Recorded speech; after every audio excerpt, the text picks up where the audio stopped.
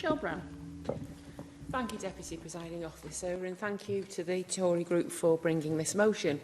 The motion is absolutely spot on in attempting to prevent the use in export of plastic products, rather than some of the amendments to be made to the motion that attempt to suggest that recycling is the solution to the issue of plastic overuse. We shouldn't get shrink-wrapped into a belief that material that is recyclable or biodegradable is okay to use.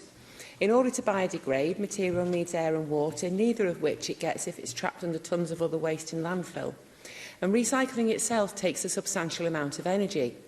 Something made from 100% recycled material is often thought of as totally environmentally friendly, yet the energy expended in its manufacture may well be higher than the original product. Labelling should be changed to reflect more accurately the total environmental cost of plastics recycled or otherwise. Typically, Labour's amendment congratulates itself rather than coming up with additional ideas to move the debate forward. And restricting the use of plastics is a much more limited undertaking from Welsh Government than the original motion suggested ban of the most unnecessary plastic products that cause a great deal of damage. The main reason we have exported plastic waste to other countries is because of the EU landfill tax, which placed a levy on every tonne of waste sent to landfill while making no effort to ensure that any of it was actually recycled.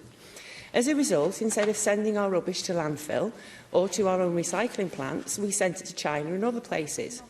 The environmental cost of shipping it all that way was not considered, although it was huge. But it allowed the EU and Welsh Government to claim a victory that their rules had saved tonnes of rubbish going to landfill.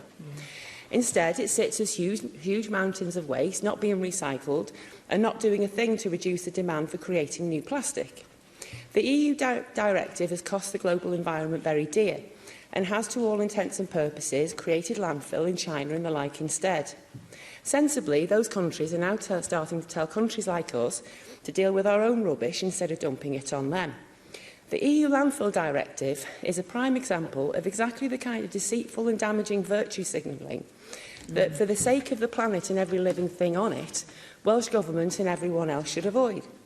I will be supporting the Conservative motion, but I do think more emphasis should be placed on the manufacturers and producers that use plastic to stop doing so.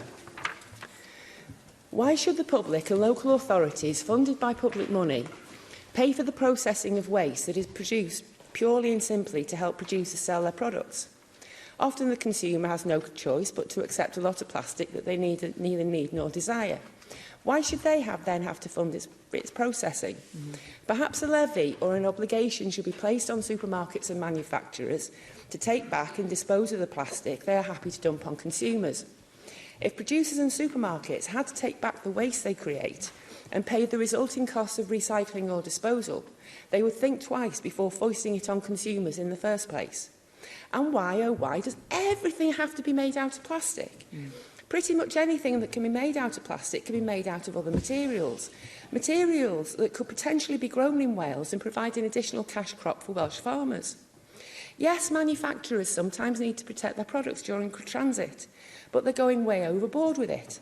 For instance, bottles of ink that come encased in massively thick plastic after they sold it for decades with minimal packaging.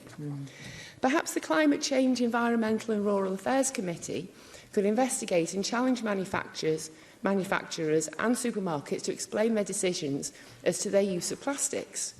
But it isn't just packaging and the items listed by the Conservative motion, all of which I support. Plastics are also used in vehicles, home appliances. The list is absolutely endless.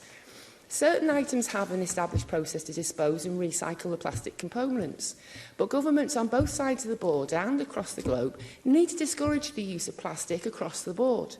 So finally, although the suggestions of the Conservative motion are a really good start, there needs to be a coordinated approach to plastic use to address all of its sources and eventually eliminate its use altogether.